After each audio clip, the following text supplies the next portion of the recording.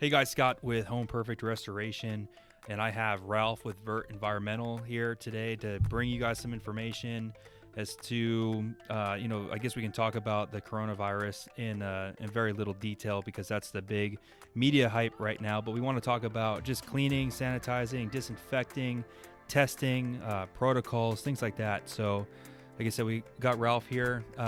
Vert Environmental does a lot of our testing for asbestos, air quality, mold, lead, bacteria testing. So we can have Ralph talk more about what his company offers, and then we'll kind of get into some details on steps that you guys can take to protect your home, protect your office. So you want to talk about some of the testing that you guys offer and maybe why that's important in certain situations? Sure, Scott, thanks. So Vert Environmental goes out and does testing as far as for asbestos, lead, mold, bacteria, and many other job site hazards. Basically, any type of hazard that can become airborne or has potential to become airborne or needs special procedures for cleanup. And therefore, once those types of things have been identified, they require clearance testing.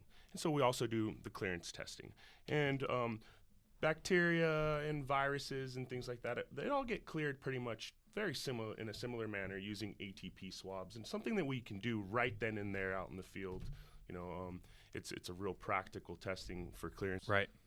So Ralph, what are you guys doing for testing as it relates to anybody doing some cleanups for, say, the coronavirus, or business owners, homeowners that are concerned with that and they want to get their homes or busting? Well, Vert is handling the cleanup verification process for disinfecting and cleaning up for any kind of coronavirus. And we're using the same state-of-the-art methods and protocols as the hospitals and healthcare providers use, which includes the ATP tests. ATP tests, in short, is just a test like for an energy molecule that's found in all living things. It's real basic. While there's still no test out there that would fully guarantee the complete removal of the viral load on any surface, ATP is still the current and most effective way to ensure that it's been removed, if not greatly reduced. Yeah, so we have you guys come out after like a sewer backup or a toilet backup, and we have everything cleaned up just to get that ATP testing to make sure all the bacteria is properly removed. Because again, you can't see bacteria, so you want to have that peace of mind that it's going to be safe environment for you and your family. So, what other applications are you using the ATP testing in besides your toilet backups? So you guys are using it for just regular cleaning and sanitizing of offices if anybody has a concern, if there's maybe a potential virus or health hazard in the office? Well, yeah, so the ATP clearance and surface testing is actually state-of-the-art, and it's currently being used in hospitals, in the healthcare system. And we've basically been applying that in the same manner in which they have been out in the field, whether it's residential or commercial. We can go out there and we can test any and all surfaces and determine, what you have and what you don't have. Pretty much basically Perfect. assuring that areas have been cleaned properly. Right, and that's an on-site clearance, and then you just have the lab data to then support that, correct? Yes. Okay, perfect. So the lab actually becomes a handheld analyzer, which the inspector will be holding right then. Will be swabbing using a pretty much the size of a pen swab, and he can insert that swab right into the analyzer on site and get on-site results right then and there. Perfect. And then I guess at testing, maybe we can get into a little bit because it's something that so many people don't understand. But Rule 1403 with asbestos testing, the changes that Riverside County has made with requiring all buildings to be tested for asbestos now, regardless of the year. So maybe you guys can talk a little bit about that, or maybe comes from a testing company about the importance of testing for asbestos.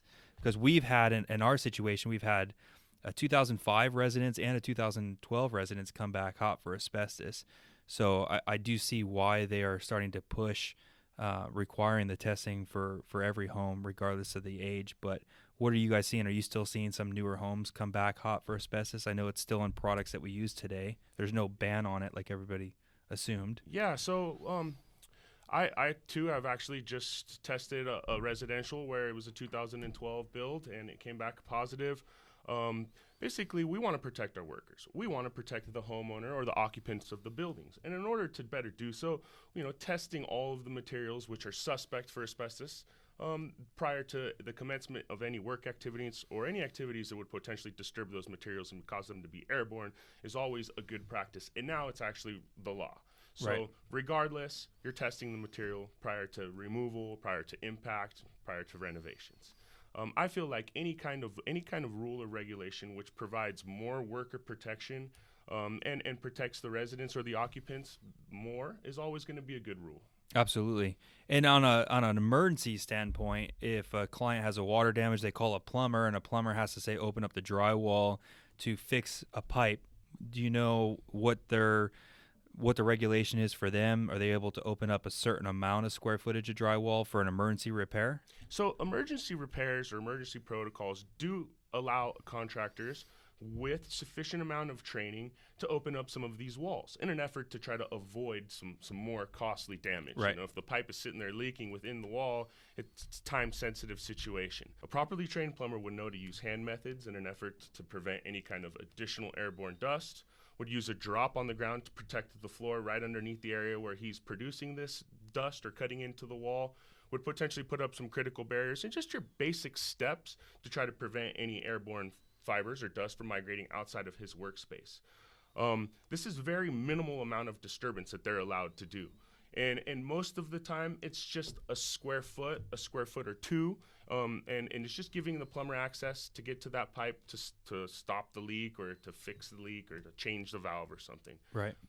Yeah, I think that's great. And on a restoration standpoint, the restoration contractor needs to really know to get that tested. Even if a plumber cut it out, we're not cutting it. We can't come in and put air movers on that because now we're risking cross-contamination. So we've been educating some of the plumbers. One of the plumbers that uses us a lot, I'll give him a shout out, Family Plumbing. If there's any gray area, if they have to do any amount of demo, they've just been calling us to maybe just help try to set up a containment on an emergency level if we can have the availability of resources to do that. So we feel like we're working together to try to protect that client or the homeowner. And then again, before we go any further beyond that emergency stopping the water, it's getting testing done to make sure that there is no asbestos before any equipment's placed on that property. So again, it's going to be knowledge and education. There's so many contractors that have no clue about this rule. So I'm glad that we can at least get some information out there, and hopefully that continues to spread because, there's definitely homeowners that are at risk with getting a lot of drywall, a lot of renovations done, and they have no clue what they're even dealing with. Yeah, it's pretty common. People just jump right into things. So if you guys come into a property and you test for asbestos and it actually comes back that the property does have asbestos and there was already some demo done, for example, in a furnished home, what would be your next step? Well, we would document the amount of disturbed materials, and we'd go ahead and picture document if there's any visible dust and debris.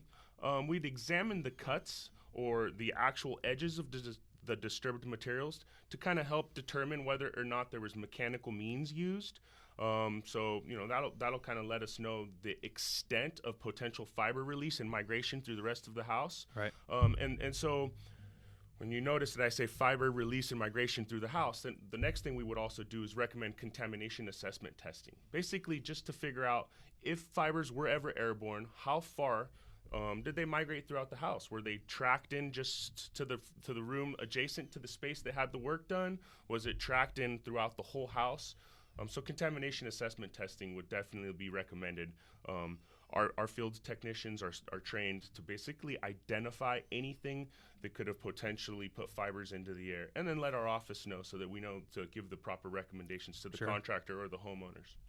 And we deal with hotels and motels and apartment complexes and condos that have many, many units, and it's important for them to be able to respond to these emergencies quickly. What can you offer to these, say, apartment complexes or hotels to maybe have that testing done ahead of time so they already know what they're dealing with, so when that restoration contractor shows up, they're not waiting for testing and then waiting for results. They already have that documentation in place. Do you guys do pre-testing just to have on file?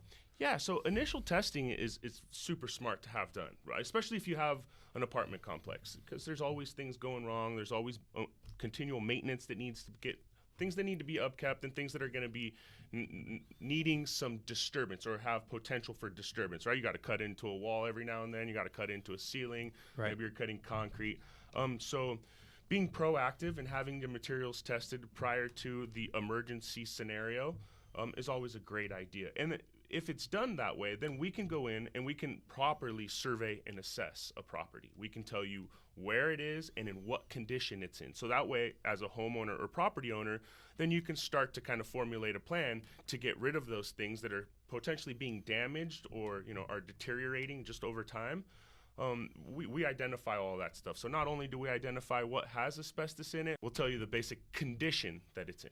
That's great. And I would imagine there's probably some cost savings doing bulk sampling for, say, an apartment complex than just doing one unit at a time every time an issue arises. Yeah, so if you got a full facility survey, you've probably homogenized more areas than you would if you were just getting access to a single unit. Sometimes just a single bedroom or a single bathroom, and then therefore doing a very limited survey, Right. which probably wouldn't work for another water loss or a renovation in the future because it's very limited. So if you just go ahead and take a full survey of the full property all at once, then it's more than likely going to be less samples in order to be able to tell you what you have or what you don't have, just because we'll be able to homogenize or lump areas all together. But when you're doing it per insurance, per loss, then a lot of the times you go back to the same unit or the same building over and over and over again, when you could have gotten away with a full facility survey or a full building survey from the get-go. Right, great information.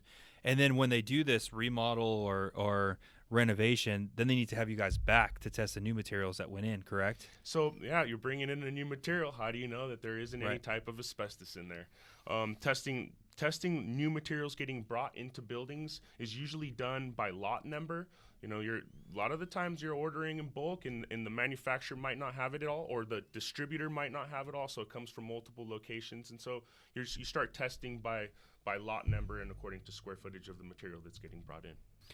So if anybody out there, any business owners or homeowners, they want to do any testing or they have any concerns or they want to talk more on protocols, how can they reach your office? They can reach our office at 858-433-3290, or they can get our website at vertenvironmental.com. And what territories or what areas in Southern California do you guys cover? We service San Diego County. We service Orange County. We'll go to Arizona. Basically, if I can drive there from here, we'll send somebody. All right. Sounds good. Anything you want to add?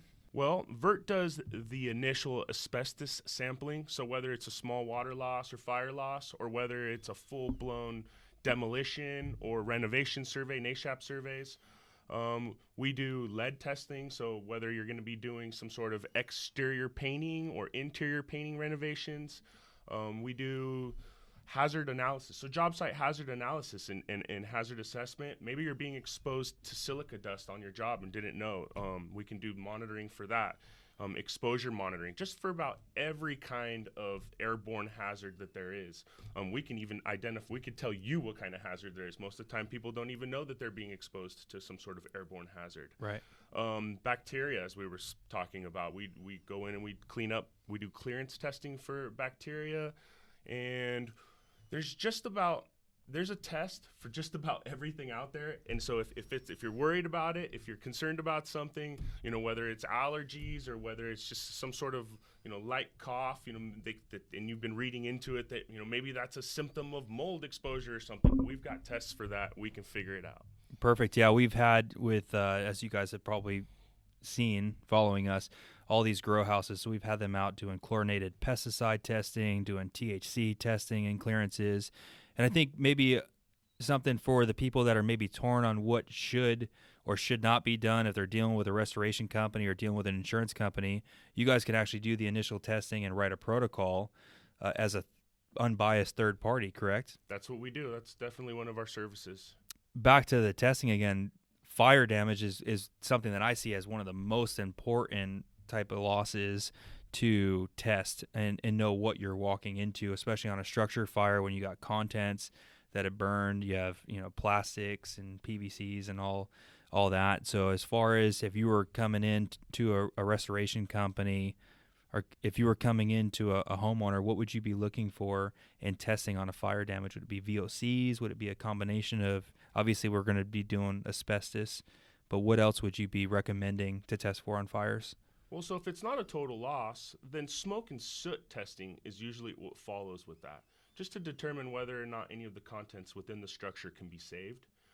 If one of the things that happens when asbestos-containing materials get burnt up or damaged is they become airborne. Materials that typically wouldn't be friable become friable because of fire damage, and then that means that they're easily being released into the air. And so we also do contamination assessment testing in those circumstances as well. Okay, perfect. And do you need to have some pre-testing in order to have post-testing results? Like, is it good to have that comparison before and after, or can somebody just call and just do post-testing after a fire to see if the area is safe or clear? You can call post and do post-testing, which is most of the time considered clearance testing. You can see, you wouldn't have the heads up that, hey, this building is going to burn down. Come and test it today before it burns down tomorrow. So it doesn't quite work like that. But if you do go into a situation where there's planned renovations, then you could test it prior to. And then let's say the renovations occur and the containment fails and then dust goes all over the place. Then we come back in and we already know that this area, that the materials were hot or positive for asbestos. So then we would follow through with the whole contamination assessment testing, which is basically settled dust tests. Yeah, and with the wildfires, speaking of smoke damage, I mean, there's so much that doesn't get addressed in these wildfire issues. I mean, attics don't get addressed with insulation, which usually is where we see most of the contamination. So even as a homeowner, if you're in that area, your home got evacuated, it was covered with smoke, it's definitely worth getting some testing done to know the exposure that you have walking into your home. Is the air quality good?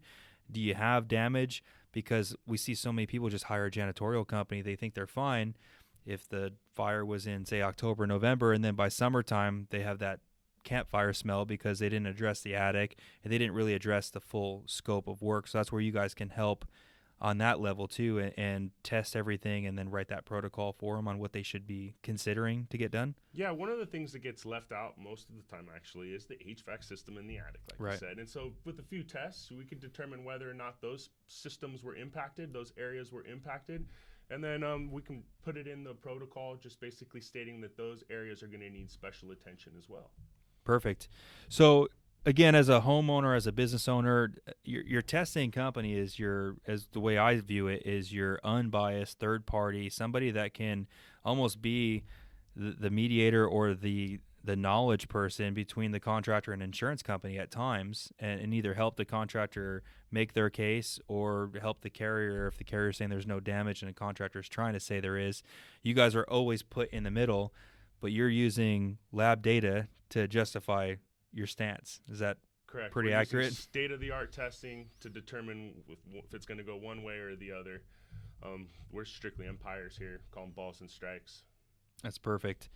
So again, you guys have Vert Environmental's contact information if you have any other questions as it relates to testing or what you should do, especially if you're a business owner or you're a landlord.